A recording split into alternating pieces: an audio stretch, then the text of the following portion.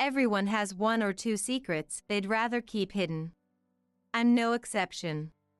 Back in the day, I was quite a wild child, although now I've become a demure and unassuming woman.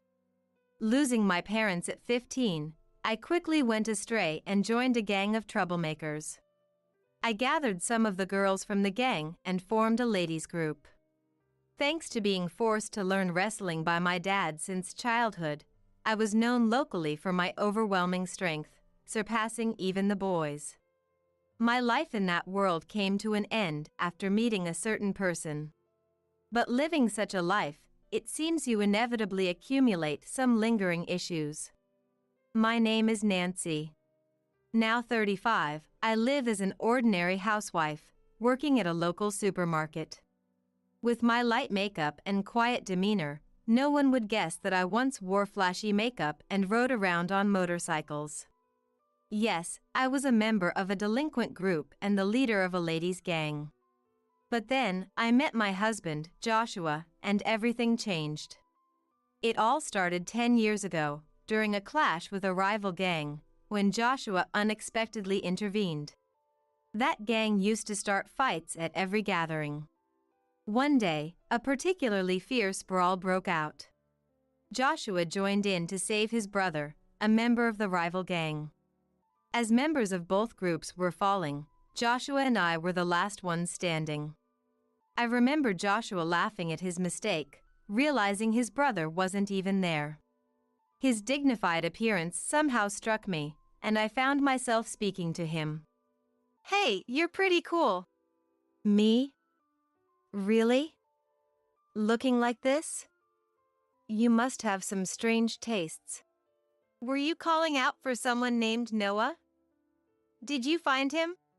"No, it turns out my brother wasn't here." That's how our slow, private conversation began. Joshua's brother, it seems, was an irredeemable delinquent. Joshua had even taken up boxing, trying to reform him. Joshua himself admitted he couldn't stand to ignore wrongdoing. He struck me as a man brimming with a sense of justice. Through our conversation, we grew close. Over time, we met more often and it became clear that we had feelings for each other. But back then, Joshua despised delinquents. Despite our mutual attraction, my involvement in the delinquent world prevented our relationship from progressing. Finally, Joshua said that if I left the gang for good, he'd want to be with me. Tired of the senseless fights, I took the opportunity to leave the group. We started dating and got married 5 years later. The group I was part of got disbanded by a rival faction 2 years after I left. After marrying Joshua, I completely transformed into a calm and graceful woman. But recently, our peaceful life was threatened by a certain neighbor. Joshua's sister, Sonia, and her husband. One day, as I was about to see Joshua off to work, the doorbell rang. Who could that be? I'll check. The next moment, Joshua looked surprised. Sonia. He mentioned his sister, whom I knew. I had met her once at a family dinner. Hey Joshua, we've moved next door starting today. Please take care of us. Hello, I'm Tony, Sonia's husband. Well, looking forward to your cooperation. You are. The two of them started off with a disrespectful attitude. But since one was Joshua's sister, I couldn't be too confrontational. We get along well with the in-laws, so I didn't want to cause unnecessary trouble.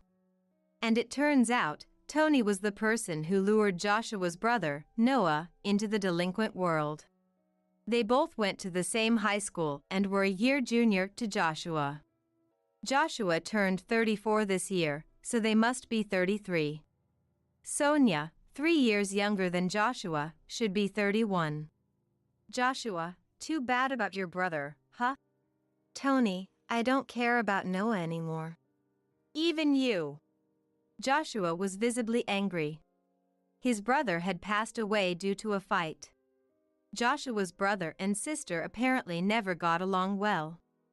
Sonia felt neglected in favor of her brother and developed a rivalry, which eventually extended to Joshua as well. Joshua once mentioned how difficult it was to deal with his sister, preferring to dote only on his brother. And like me, Sonia was also a former member of a delinquent group. Unlike her voluntary involvement, Noah was forcibly recruited by Tony. Seeing his siblings' transformation, Joshua probably grew even stronger in his sense of justice. As the three glared at each other, I spoke up from behind Joshua. "Joshua, you need to leave for work soon." "Ah, right." "Running away, Joshua? Remember, I haven't forgotten that you laid hands on me." "That was because you attacked Noah." "All right, both of you, enough. We're done here." With Sonia's words, Joshua left for work, still unresolved. And at the same time, the bell tolling the start of Sonia and her husband's harassment began. An hour after Joshua left for work, the doorbell rang. But when I checked, no one was there. An hour later, there was a loud noise at the entrance as if something was violently placed there. When I looked, there was a heap of cardboard boxes dumped in front of the door. "What's this about?" No one was around. So I decided to ignore it and went back inside. Then, I heard a small popping sound from the balcony. I hurried over and found 3 broken eggs scattered. We live in an apartment on the corner, next to the room Sonia just moved into. This means the harassment likely came from Sonia's room, as there are no neighbors on one side and it's too high for someone from below. Angry, I confronted my next-door neighbors. "Hey, is that you? What do you want, showing up like this?" Sonia greeted me with an irritable demeanor. "Is this your idea of a prank? Throwing eggs on our balcony?" It had to be Sonia or her husband. The angle only made sense from Sonia's balcony. But Sonia glared at me, replying, "What? Don't be absurd, lady." "Lady, you got proof we did it? Make false accusations and I'll call the cops." Despite being a former gang member, her reliance on the police in such a situation seemed second-rate to me. "I have no proof. But the way the eggs are scattered, they could only come from your balcony." I tried to remain calm. But Sonia kept glaring and arguing back. "Proof? That's weak.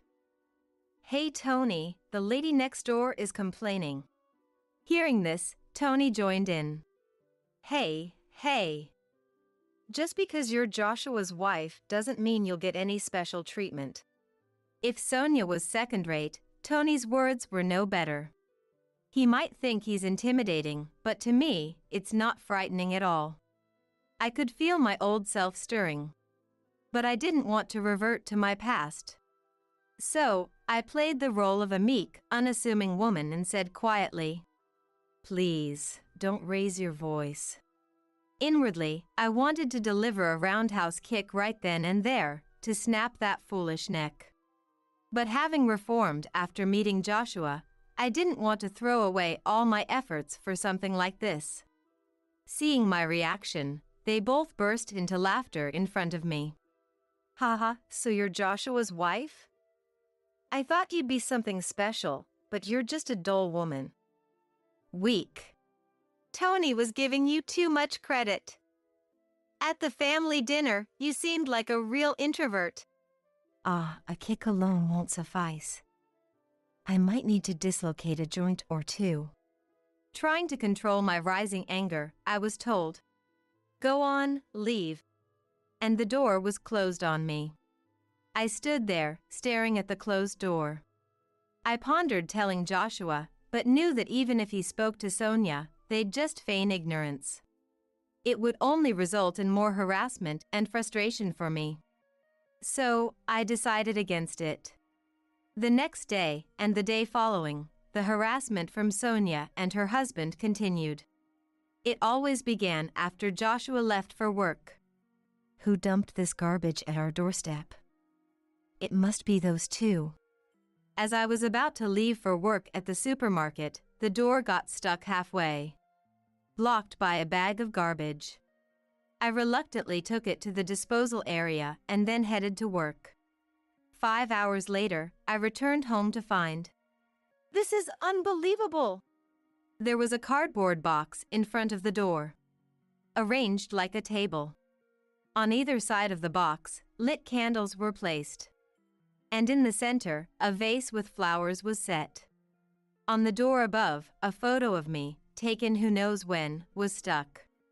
They were mocking me as if I was deceased. Furious, I was about to kick the cardboard away when Joshua called from behind. "Nancy?" Startled, I turned around to find Joshua, who had come home from work. "You were an hour early?" "I got off work early today." "What's all this?" Joshua was also surprised at the sight in front of the door. We quickly cleaned up the cardboard and candles from the shared hallway and went inside. There, I told Joshua everything that had happened. "So, it's likely Sonia and her husband. But we don't have any proof, so even if we confront them, they'll just deny it." After a moment of thought, Joshua had an idea. "Let's buy cameras. One for the balcony and one for the entrance. Especially hidden well at the entrance." I agreed with Joshua's suggestion. There was a limit to how much more we could endure. We immediately purchased cameras online. We had the cameras delivered to Joshua's workplace to avoid suspicion. "For now, we'll just have to endure until the cameras arrive. Then we can retaliate with evidence." Understood. So, I bore the harassment from Sonia's house for the next couple of days. For most people, endurance means being unable to fight back due to lack of strength or fear. But for me, it was different. I was holding back the urge to retaliate.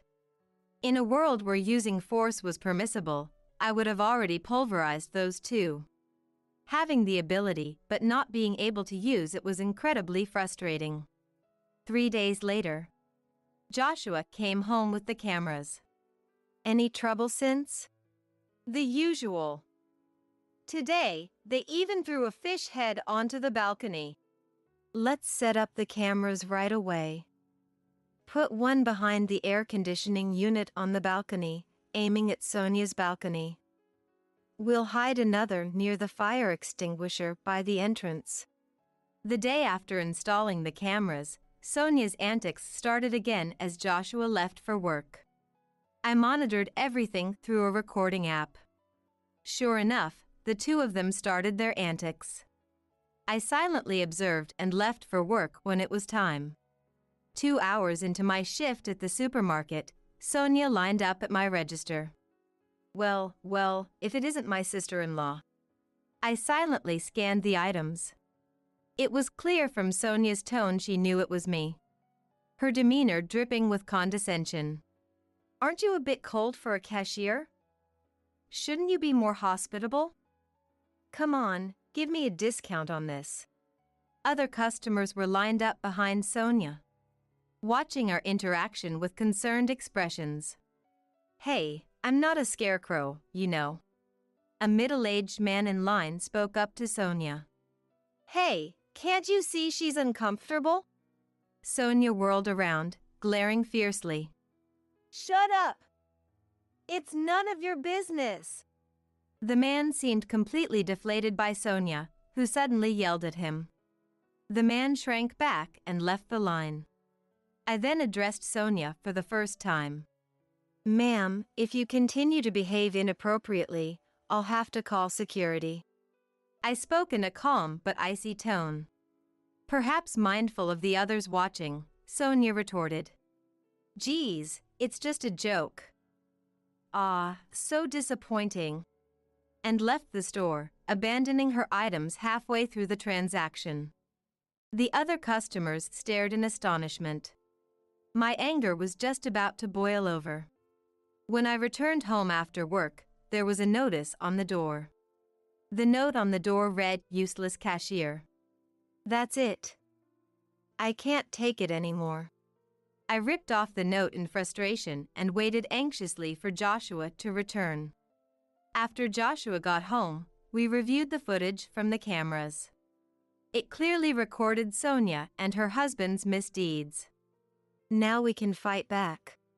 All right, let's go now. Anger filled Joshua's eyes. When we rang Sonia's doorbell, Tony answered. You two again? What do you want this time? Sonia appeared behind him. What do you want, Joshua? The two of them asked lazily. We finally began our counterattack. You too. As I started to speak, Joshua stopped me and stepped forward. Nancy, let me handle this. Sonia, and you, Tony. If you harass us any further, it won't end well for you. Joshua's voice was low and menacing. Tony retorted. What? You want to fight? Do you even have proof we did anything? Making baseless accusations like before. Before Tony could finish, Joshua started playing the video saved in the recording app. What this is? Our video capturing your wrongdoings. We had to install cameras because your harassment was too much. This silenced the usually talkative pair. Tony. Sonia, showing a hint of panic, turned to Tony. Tony, frowning deeply, glared back at us. Damn it, you got us this time. The trouble started from your end, remember? I said with a serious face. Tony retorted. So, we settle this with force, huh? Wait there, Joshua. I'm calling someone. Call whoever you want, we'll be ready. Joshua stood firm, undeterred. As the situation escalated, Tony desperately pleaded into the phone. William, I need backup, now. His tone was completely different from the bravado he showed us, repeatedly begging for help. After hanging up, he turned back to us. Get ready. William, the most notorious guy around here, is on his way. He smirked at us. Convinced of his imminent victory, but relying on someone else's strength showed his true cowardice. Why don't you confront us directly? Ha, keep talking. I know your strength well. I called a special guest this time to ensure you both feel real terror. What a pitiful sight it was. No matter how much they threatened, neither Joshua nor I felt any fear. You must be too scared to even speak, the quiet and meek Nancy, right? Sonia taunted me with a condescending tone. 5 minutes later, the much bragged about William arrived. However, he looked surprised when he saw us. William, over here. Long time no see, William. Sonia and Tony were visibly excited, having high expectations of him. But their expectations were quickly shattered. What's going on here? Indeed. Long time no see, Will. My calling him Will left Sonia and Tony with puzzled expressions. Joshua also greeted him. It's been a while, Will. The couple looked even more confused by this interaction. Confused, Tony asked. What's this? How do you know William? As Tony spoke with sweat on his forehead, Will looked back and forth between us. I simply said to him, Will, let's not do this, okay? Hearing this, an angry Tony retorted. Don't joke around. William, please, do something. Please. Sonia and Tony were frantic, unable to grasp the situation. But then Will addressed them. Hey, don't tell me you messed with Nancy? His question left the couple momentarily stunned. So, what if we did? Tony answered hesitantly. Furious, Will shouted. Idiots! Don't you know who you're messing with? His rebuke left them standing frozen. They clearly had no idea what was going on. Seeing this, I turned to Joshua and said, "Hey Joshua, can I revert to my old self from 15 years ago, just for now?" Instead of Joshua, it was Will who turned and responded, "Nancy, please don't. If you do something to them, it might end up more than just an injury." "What? You're giving me orders now, Will." No, I didn't mean it like that." Seeing the special guest they called for help now humbly apologizing to me, Sonia and Tony were bewildered. "What's happening here?" Their faces turned pale as Will spoke. "Do you two know about BBN?" "Well, yes. It's famous. It stands for Black Butterfly Nancy, right? The nickname of the former leader of a ladies' group." "That's right. And this lady here is Nancy herself." "No way. Really? What?" Both lost their bravado in an instant.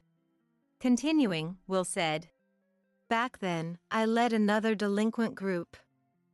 But we were decimated by Nancy's group. She could take down 30 people by herself." Sonia and Tony now looked at me fearfully. It made sense.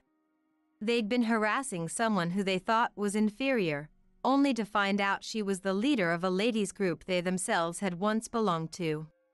"I didn't know. Nancy is practically a legend. We joined the group 6 months after you left." As Sonia said, she and Tony had joined the group half a year after I had left. Will had been scouted by me and stayed in the group even after my departure, and looking after Sonia and Tony as their senior. He left the group just before it was decimated by a rival group. By that time, Tony had taken over as the leader, and was the last leader before its downfall. Before you ruined it, it was an invincible group. You can't match Nancy. That. How could this? Tony was increasingly cornered and distressed by Will. "Well, the group that took you down is now the strongest in New York State. But if Nancy was still active, she would still be the strongest." Hearing this, Sonia and Tony collapsed, their spirits broken. Seeing this, Will turned to me and apologized. "Please forgive them for my sake." Watching Will apologize, Sonia and Tony had completely lost their will to fight. They never imagined their call for help would backfire this way. "All right, but you'll have to settle your dues properly." I glared at the two of them and said, "Ah!" They let out a short scream. "For 1 month, you'll clean this apartment and our balcony that you dirted. If you skip even 1 day, I won't be so forgiving next time." "Okay." Sonia, completely intimidated, managed to stutter out her agreement. Tony, unable to speak, just kept nodding frantically. Watching them, Will commented, "No one can really stand up to Nancy." Hearing this, the silent Joshua finally spoke. "But I hate delinquents. If Nancy hadn't reformed, I wouldn't be here." Looking down a bit, Joshua said softly, and I peered up at him. "Don't worry. I won't show that side of me again." Will burst into laughter at this scene, and we all ended up laughing together. Will and Joshua knew each other because the three of us had met after I left the group. We bumped into Will while on a date and had tea together. "Well, now that's settled, why don't you come over for dinner, Will?" We three left Sonia and Tony slumped by the entrance and headed to our apartment. Before entering, Joshua added, "Sonia, you're my sister, so I'll let this slide just this once, but there won't be a next time." Watching him, I wondered if he too was hiding the same fighting spirit as us. From that day, the harassment from Sonia and her husband completely stopped.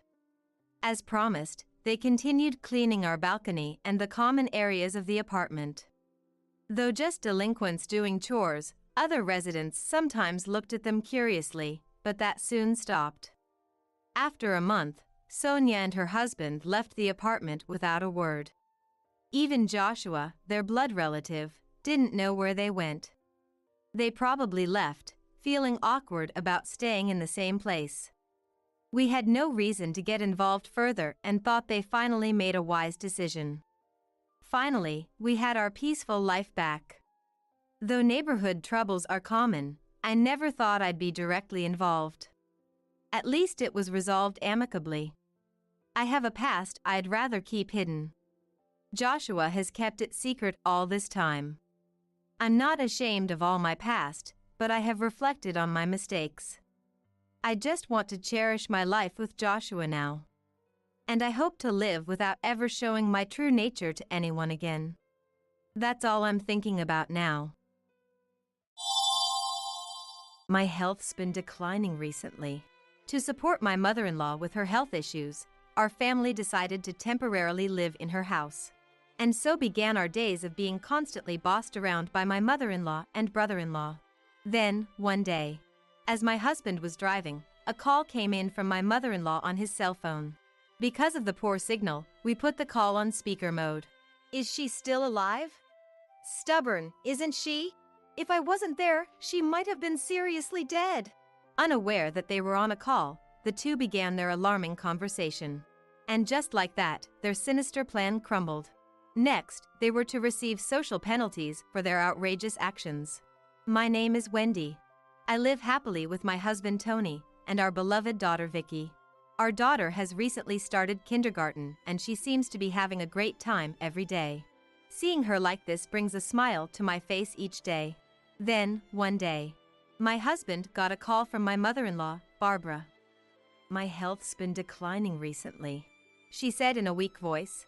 Barbara had suffered a stroke in the past, leaving her with a slight paralysis in her limbs. That being said, her symptoms were not severe, and she was able to live her life without major inconvenience, walking around with a cane.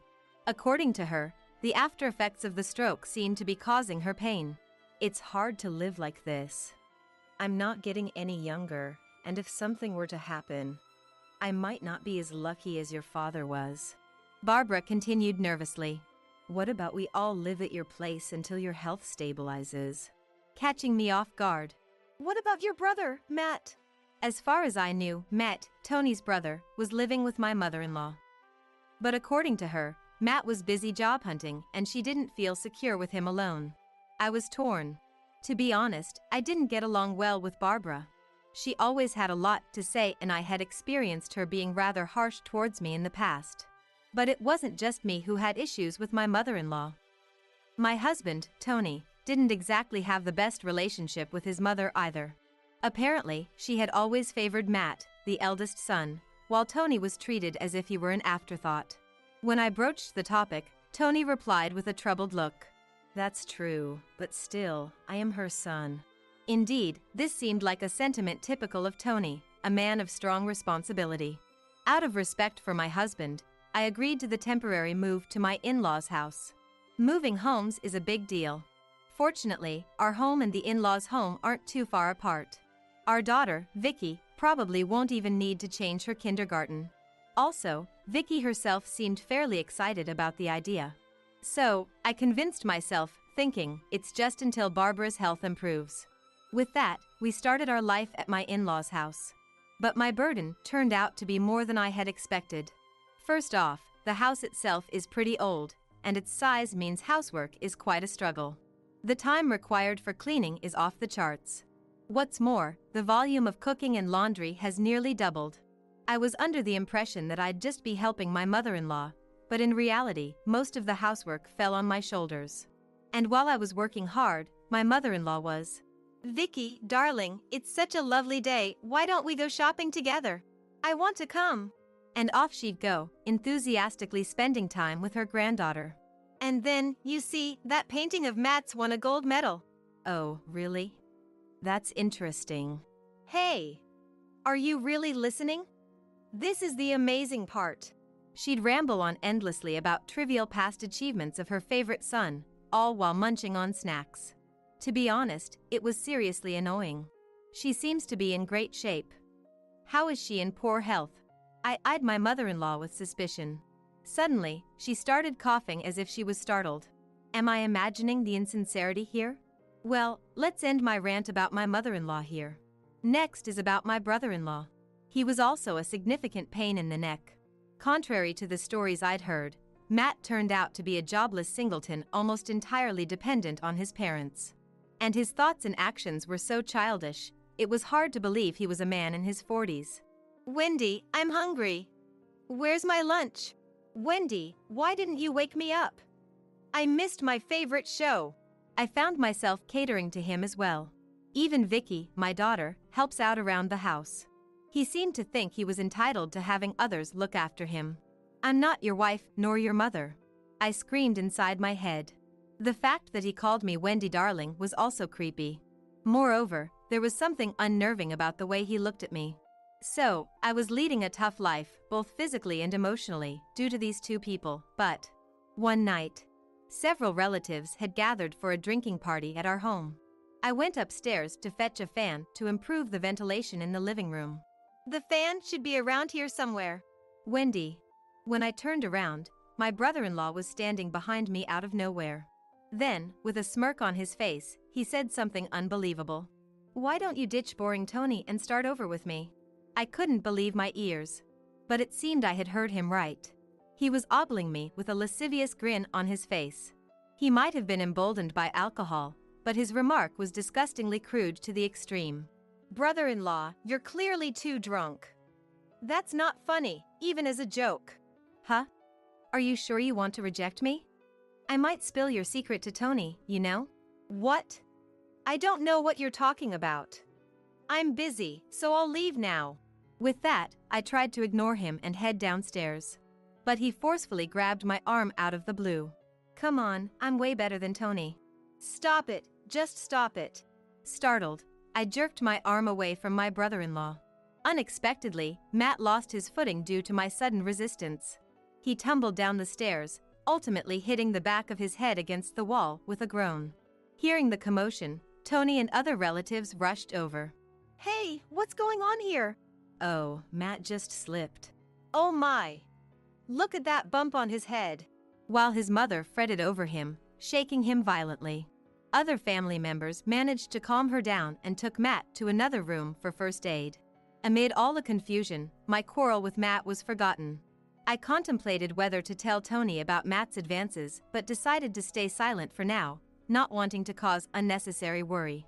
If Matt's actions escalated, I would speak up. With that thought, I made my way towards the living room where everyone was gathered. Then, in the corner of the hallway, I saw Vicky looking at me with a worried expression. I'm sorry if I scared you, honey. Did I wake you up? Let's get you back to bed. Okay. Something about Vicky's demeanor felt off. But it was late, and I didn't question further, taking her to her room to put her back to bed. Life remained difficult due to my mother-in-law and Matt.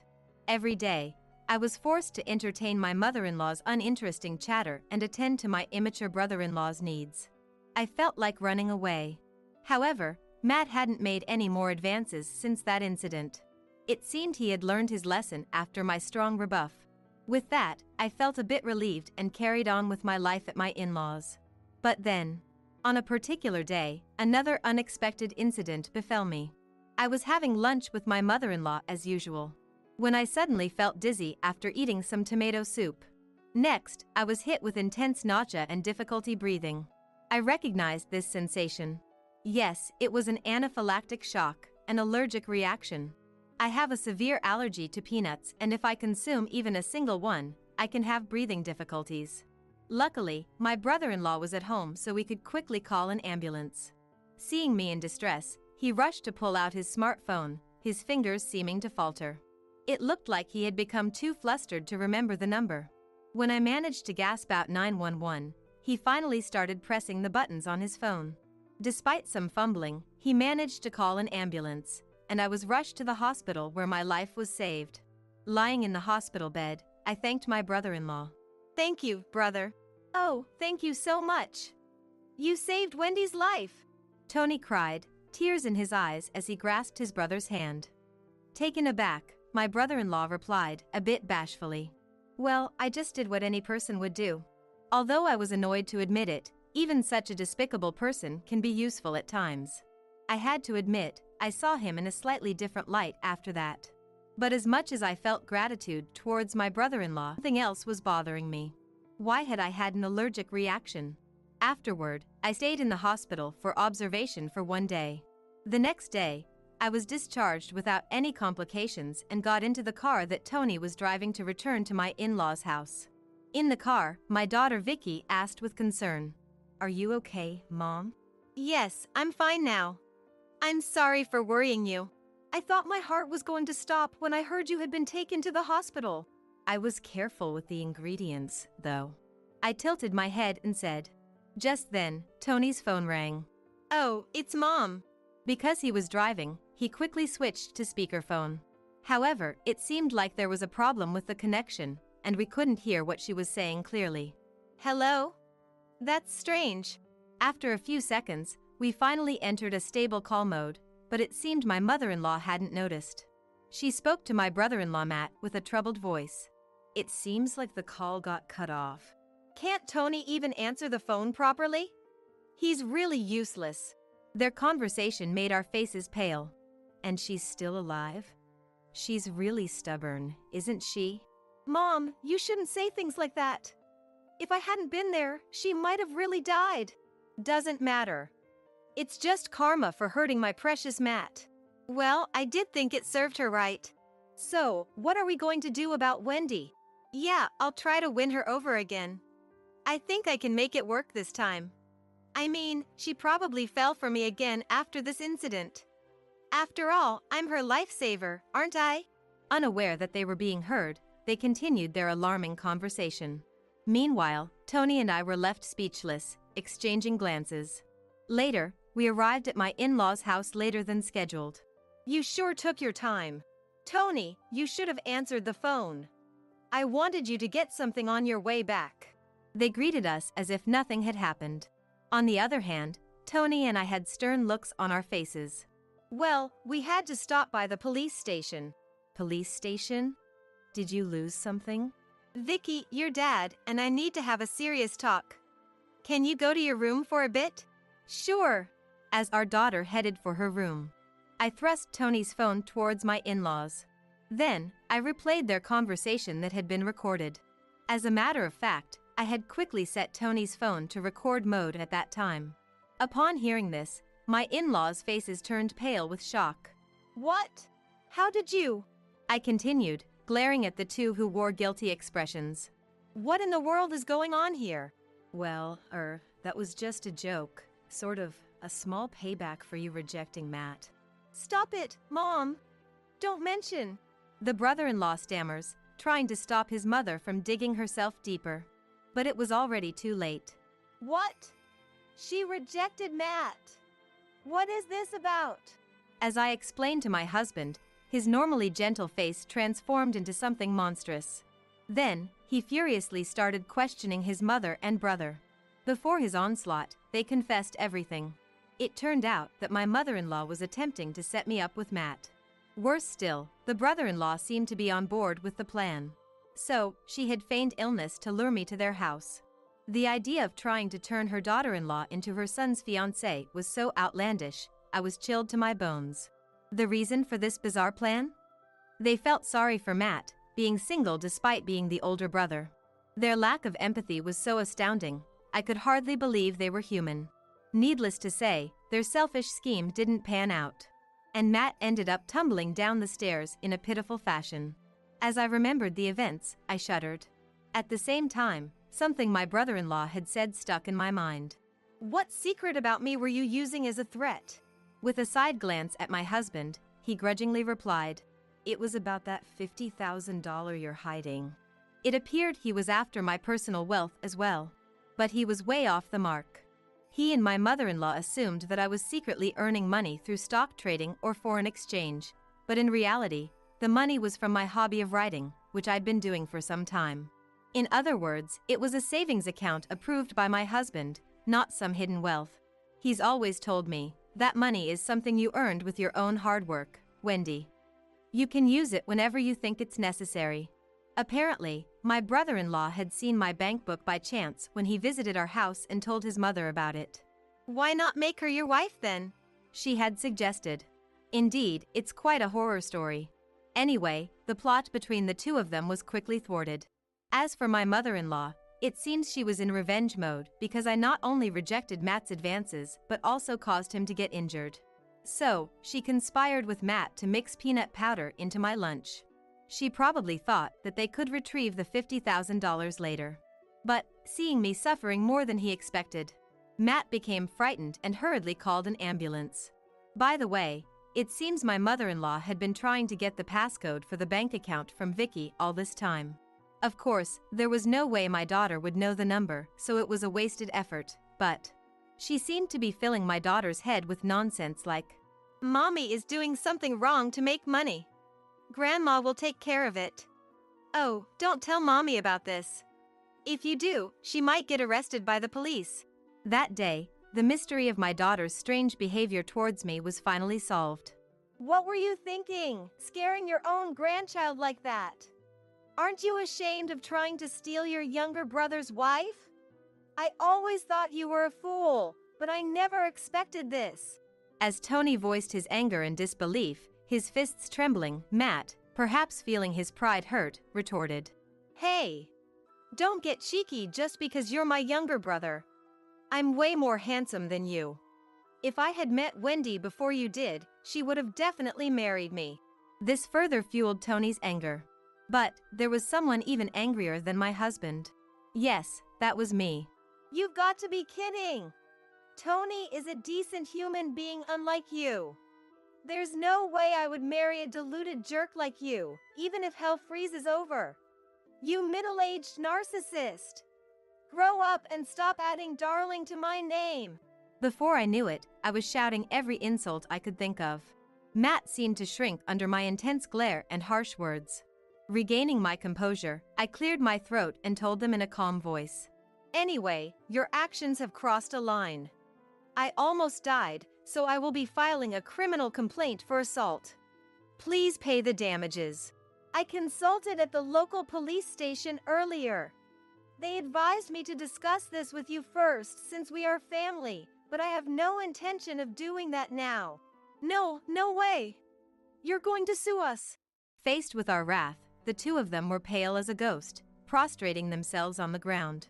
Then they started to plead with us in trembling voices, trying to get us to drop the lawsuit. "Wait, we didn't think you'd be hurt that badly." "Yes, that's right. It was just a spur-of-the-moment thing. Forgive us, we're family, right?" At their pleas, Tony and I exchanged looks and started discussing. Just then, Vicky entered the room.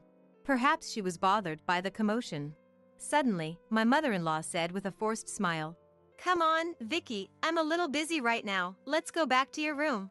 At that moment, I hastily called out to my daughter, "Did you, by any chance, tell your grandma about Mommy's peanut allergy?" "Yes. She told me to tell her about you, so I said that even one peanut would make it impossible for you to breathe and you'd die." As I gently stroked my daughter's head, I then sent a cold glare at the two of them. "There's no room for sympathy here. Accept your social sanctions quietly." And so, the two of them, cast aside by me, were stunned and fell apart on the spot. Later, we hired a lawyer and formally charged my mother-in-law and brother-in-law with assault.